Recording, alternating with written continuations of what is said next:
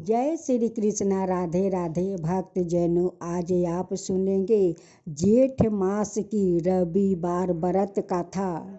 जो रविवार की कथा सुनते हैं उन पर सूर्य भगवान प्रसन्न होते हैं, उनकी सारे मनोकामना को पूरा कर देते हैं। तो बोलो सूर्यदेव की जय, सूर्यदेव की जय। एक बुढ़िया माई और सूर्य भगवान की कहानी। पूर्वजों कहते हैं कि सुबह उठकर सूर्य भगवान को नहा धोआ कर उन्हें जल दो, उसका बाद उनकी कहानी सुनो। उनकी कहानी सुनने से मन को तो शांति मिलते ही है, लेकिन सूर्य भगवान बहुत प्रसन्न भी होते हैं। वो कहते हैं कि नहीं, रविवार के दिन सभी लोग उठकर मुझे जल देते हैं, मेरा कथा सुनते हैं, उन पर मैं अपना कृपा जरूर बरसाऊंगा। इसलिए सूर्य भगवान की कथा जरूर सुने, कभी भूले नहीं, और सुने तो पूरा सुने। भक्त जनों, आज आप सुनेंगे रविवार की व्रत कथा, एक बुढ़िया माई और सूर्य भगवान की कथा और उनकी पड़ोसिन का। राधे राधे मेरे प्यारे भक्त जनों, आज आप सुनेंगे रविवार का व्रत कथा। प्राचीन काल में एक बुढ़िया माई रहती थी। वो नियमित रूप से रविवार का व्रत करती है। रविवार के दिन सूर्योदय से पहले उठकर बुढ़िया माई स्नादि से निमृत होकर आंगन को गोबर से लीप कर स्वच्छ करती है। उसके बाद सूर्य भगवान की पूजा करते हुए रविवार व्रत कथा सुनकर सूर्य भगवान का भोग लगाकर दिन में एक समय भोजन करती है। सूर्य भगवान की अनुकंपा से बुढ़िया माई को किसी प्रकार की चिंता और कष्ट नहीं है। धीरे धीरे उसका घर धन धनाय से भर रहा था। उस बुढ़िया माई को सुखी होते देखकर उसकी पड़ोसिन ने उसे जलने लगी। बुढ़िया माई ने कोई गाय नहीं पाले रखी थी, अतः वो अपनी पड़ोसिन के आंगन में बंधी गाय का गोबर लाती है। पड़ोसिन ने कुछ सोचकर अपनी गाय को घर के भीतर बांध देती है। रविवार को गोबर न मिलने से बुढ़िया माई अपना आंगन नहीं लीप सकी। आंगन न लीप पाने के कारण उस बुढ़िया माई ने सूर्य भगवान को भोग नहीं लगाई और उस दिन सवाए भी भोजन नहीं किया। सूर्यास्त होने पर बुढ़िया माई भूखी प्यासी सो गई। प्रात काल सूर्योदय से पूर्व उस बुढ़िया माई की आंख खुली तो वो अपने घर के आंगन में सुंदर गाय और बछड़े को देखकर हैरान हो गई। गाय को आंगन में बांधकर उसने जल्दी से उसे चारा ला कर खिलाया। पड़ोसिन ने उस बुढ़िया माई के आंगन में बंधी सुंदर गाय और बछड़े को देखी तो वो उसे और अधिक जलने लगी। तभी गाय ने सोने का गोबर किया। गोबर को देखते ही पड़ोसिन की आंखें फट गई। पड़ोसिन ने उस बुढ़िया माई को आस पास ना पाकर तुरंत उस गोबर को उठाया और अपने घर ले गई और अपनी गाय का गोबर वहां राख आई। सोने के गोबर से पड़ोसिन कुछ ही दिनों में धनवान हो गई। गाय प्रतिदिन सूर्योदय से पूर्व सोने का गोबर किया करती है और बुढ़िया माई के उठने के पहले पड़ोसिन उस गोबर को उठा कर ले जाती है। बहुत दिनों तक बुढ़िया माई को सोने के गोबर के बारे में कुछ पता नहीं चला। बुढ़िया माई पहले की तरह हर रविवार को भगवान सूर्य देव का व्रत करती रही और कथा सुनती रही। लेकिन सूर्य भगवान को जब पड़ोसिन की चालाकी का पता चला तो उन्होंने तेज आंधी तूफान चलाई। आंधी का प्रकोप देखकर बुढ़िया माई ने गाय को घर के भीतर बांध दिया। सुबह उठकर बुढ़िया माई ने सोने का गोबर देखी। उसे बहुत आश्चर्य हुआ। उस दिन के बाद बुढ़िया माई गाय को घर के भीतर बांधने लगी। सोने के गोबर से बुढ़िया माई कुछ ही दिन में बहुत धनी हो गई। उस बुढ़िया के धनी होने से पड़ोसिन बुरी तरह जल भूनकर राख हो गई और उसने अपने पति को समझा बुझाकर उसे नगर के राजा के पास भेज दिया। सुंदर गाय को देखकर राजा बहुत खुश हुआ। सुबह जब राजा ने सोने का गोबर देखा तो उसके आश्चर्य का ठिकाना न रहा। उधर सूर्य भगवान बुढ़िया माई को भूखी प्यासी देख कर इस तरह प्रार्थना करते हुए देखे। उस पर बहुत करुणा आई। उसी रात सूर्य भगवान ने राजा को सपने में कहा, राजन, बुढ़िया माँ की गाय बछड़ा तुरंत लौटा दो, नहीं तो तुम पर विपत्तियों का पहाड़ टूट पड़ेगा, तुम्हारा महल नष्ट हो जाएगा। सूर्य भगवान के सपने से बुरी तरह भयभीत राजा ने परात उठते ही गाय और बछड़ा बुढ़िया माई को लौटा दिया। राजा ने बहुत सा धन देकर बुढ़िया माँ से अपनी गलती के लिए क्षमा मांगी। राजा ने पड़ोसिन और उसके पति को उनकी इस दुष्ट करतूत के लिए दंड दिया। फिर राजा ने पूरे राज्य में घोषणा करवाई कि सभी स्त्री पुरुष रविवार का व्रत किया करे। रविवार का व्रत करने से सभी लोगों के घर धन धनाय से भर गया। राज भर में चारों ओर खुशहाली छा गई। स्त्री पुरुष सुखी जीवन यापन करने लगे और सभी लोग की शारीरिक कष्ट भी दूर हो गया। अब आप सुने सूर्य उपासना। भगवान सूर्य परमात्मा नारायण के साक्षात प्रतीक है, इसलिए वो सूर्य नारायण कहलाते हैं। वैसे भी भगवान सूर्य प्रत्यक्ष देवता है और समस्त चराचर प्राणियों के आधार है। इसलिए त्रिकाल संध्या में सूर्य रूप से भगवान नारायण की ही आराधना की जाती है। उनकी उपासना से तेज बल आहु और नेत्रा ज्योति की वृद्धि होती है। भगवान सूर्य का अवतार ही संसार के कल्याण के लिए है। वो नृत्य सभी को चेतनाता प्रदान करते हैं। चराचर जगत पर कृपा करना ही उनका स्वभाव है। अपने भक्तों और उपासकों पर तो उनकी विशेष प्रति रहती है।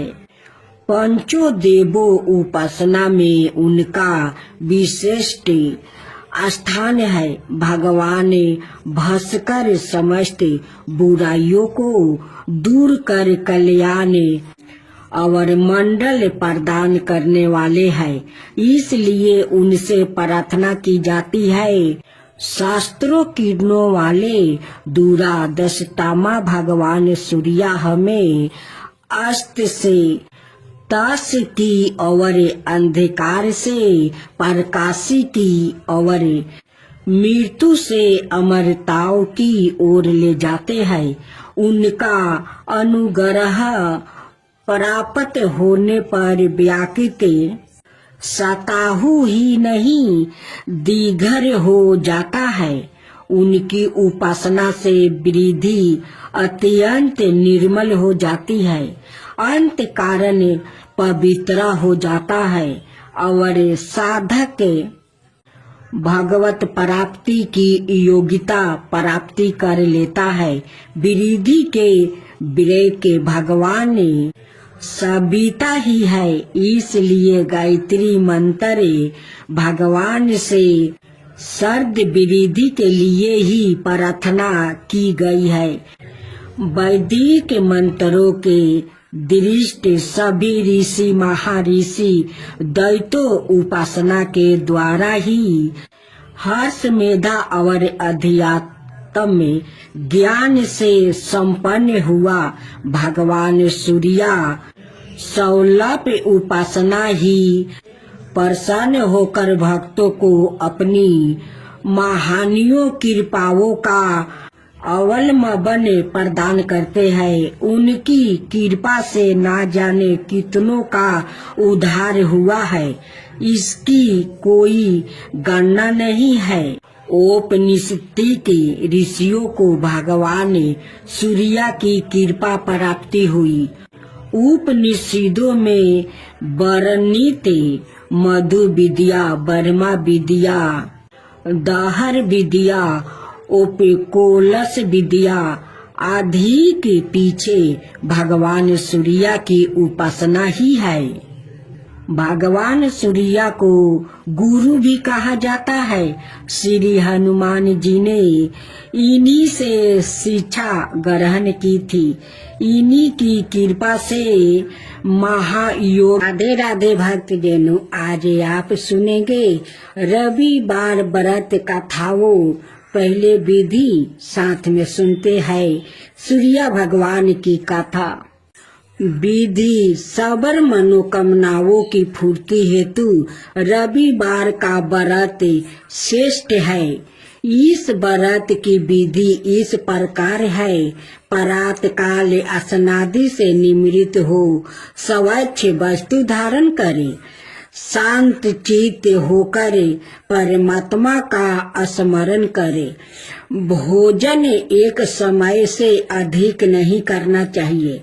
भोजन और फलहार सूर्य के प्रकाश रहते ही कर लेना उचित है। यदि निराहार रहने पर सूर्य छिप जाए तो दूसरे दिन सूर्य उदय हो जाने पर अर्घ देने के बाद ही भोजन करे। व्रत के अंत में व्रत कथा सुननी चाहिए। व्रत के दिन नमकीन तेल युक्त भुने कदापि ग्रहण ना करे। इस व्रत के करने से मान सम्मान बढ़ता है और शत्रुओं का यश होता है। आँख की पीड़ा के अतिरिक्त अन्य सब पीड़ाओं दूर होती है। तब भक्त जनों, अब आइए हम कथा सुनते हैं। एक बुढ़िया थी। उसका नियम था प्रति रविवार को सवेरे ही स्नान आदि कर घर को गोबर से लीप कर फिर भोजन तैयार करे के भगवान को भोग लगाकर सवाए भोजन करती है। ऐसा व्रत करने से उसका घर अनेक प्रकार के धन धनाय से पूर्ण था। श्री हरि की कृपा से घर में किसी प्रकार का विघ्न या दुख नहीं था। सब प्रकार से घर में आनंद रहता है। इस तरह कुछ दिन बीत जाने पर उसकी एक पड़ोसिनी, जिसकी गौ का गोबर वो बुढ़िया लाया करती थी, पड़ोसिन विचार करने लगी कि ये है बुढ़िया सबरदा मेरी गाय का गोबर ले जाती है, इसलिए अपनी गाय को घर के भीतर बांधने लग गई। बुढ़िया माँ को गोबर ना मिलने से रविवार के दिन अपने घर को ना लीप सकी, इसलिए उसने ना तो भोजन बनाया और ना भगवान को भोग लगाया और सवाए भी उसने भोजन नहीं किया। इस प्रकार उसने निराहार व्रत किया। रात्रि हो गई और वो भूखी सो गई। रात्रि में भगवान ने उसे सपना दिया और भोजन ना बनाने और ना खाने का कारण पूछा। बुढ़िया ने गोबर ना मिलने के कारण सुनाया। तब भगवान ने कहा कि माता, हम तुमको ऐसे गौ देते हैं जिससे सभी इच्छाएं पूर्ण होती है, क्योंकि तुम हमेशा रविवार को गाय के गोबर से लीप कर भोजन बना कर मेरा भोग लगा कर खुद भोजन करती हो। उसे मैं खुश होकर तुमको वरदान देता हूँ। निर्धन को धन और बाझिन स्त्रियों को पुत्र देकर दुखों को दूर करता हूँ और अंत समय में मोक्ष देता हूँ। सपने में ऐसा वरदान देकर भगवान तो अंतर्ध्यान हो गए और बुढ़िया की आंख खुली तो वो देखती है कि आंगन में एक अति सुंदर गाय और बछड़ा बांधा हुआ है। वो गाय और बछड़े को देखकर अति प्रसन्न हुई और उसको घर के बाहर बांध दिया और वही खाने को चारा डाल दिया। जब उसकी पड़ोसिन बुढ़िया माँ के घर के अंदर एक अति सुंदर गाय और बछड़े को देखी तो जलन के कारण उसका हृदय जल उठा और उसने देखा कि गाय ने सोने का गोबर किया है, तो वो उस गाय का गोबर ले गई और अपनी गाय का गोबर उसकी जगह रख गई। वहाँ नृत्य करती ऐसा ही करती रही और सीधी सीधी बुढ़िया को इसकी खबर नहीं होने दी। तब सबर व्यापी ईश्वर ने सोचा कि चालाक पड़ोसिन के कर्म से बुढ़िया ठग जा रही है, तो सूर्या देव ने संध्या के समय अपनी माया से बड़े जोर की आंधी चला दिया। बुढ़िया ने आंधी के भय से अपनी गाय को भीतर बांध लिया। परात काल जब बुढ़िया ने देखा कि गाय ने सोने का गोबर दिया तो उसके आश्चर्य की सीमा नहीं रही और वो प्रतिदिन गौ को घर के भीतर ही बांधने लगी। उधर पड़ोसिन ने देखा कि बुढ़िया गौ को घर के भीतर बांधने लगी है और उसका सोने का गोबर उठाने गाय माता नहीं है। ईर्ष्या से जल उठी और कुछ उपाय ना देख पड़ोसिन ने उस देश के राजा की सभा में जाकर कहा, महाराज, मेरे पड़ोस में एक बुढ़िया के पास ऐसा गाय है जो आप जैसे राजाओं की ही योग्य है। वो नित्य सोना का गोबर देती है। आप उसे सोने से प्रजा का पालन करिए। ओ बुढ़िया इतने सोने का क्या करेगी? राजा ने यह बात सुनकर अपने दूतों को बुढ़िया के घर से गाय लाने की आज्ञा दी। बुढ़िया पराते सूर्या देव का भोग लगाया भोजन ग्रहण करने जा रही थी कि राजा ने कर्मचारी गाय खोलकर ले गया। बुढ़िया काफी रोई चिल्लाई, किंतु कर्मचारियों के समक्ष कोई क्या कहता, उस दिन बुढ़िया गौ के वियोग में भोजन ना खा सकी और रात भर रो रो कर सूर्य देव से गाय को पुण्य पाने के लिए प्रार्थना करती रही। उधर राजा गाय को देखकर बहुत प्रसन्न हुआ, लेकिन सुबह जैसे ही वो उठा सारा महल गोबर से भरा दिखाई देने लगा। राजा यह देख घबरा गया। भगवान ने रात्रि में राजा को सपने में कहा कि हे राजा, गाय बुढ़िया को लौटाने में ही तेरा भला है।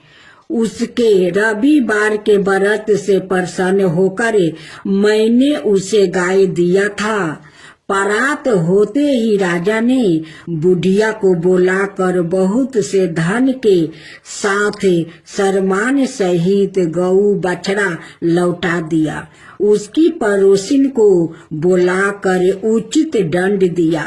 इतना करने के बाद राजा के महल में गंदगी दूर हुई। उसी दिन से राजा ने नगरवासियों को आदेश दिया कि राज्य की और अपनी समस्त मनोकामनाओं की पूर्ति के लिए रविवार का व्रत रखा करो। व्रत करने से नगर के लोग सुखी जीवन व्यतीत करने लगा। कोई भी बीमारी और प्रकृति का प्रकोप उस नगर पर नहीं होता था। सारी प्रजा सुख से रहने लगी। रविवार के विधि। रविवार सूर्य देवता की पूजा का वार है। जीवन में सुख समृद्धि धन संपत्ति और शत्रुओं से सुरक्षा के लिए रविवार का व्रत सर्वश्रेष्ठ है। रविवार का व्रत करने और कथा सुनने से मनुष्य की सभी मनोकामना पूरी होती है। मान सम्मान धन यश और उत्तम स्वास्थ्य मिलता है।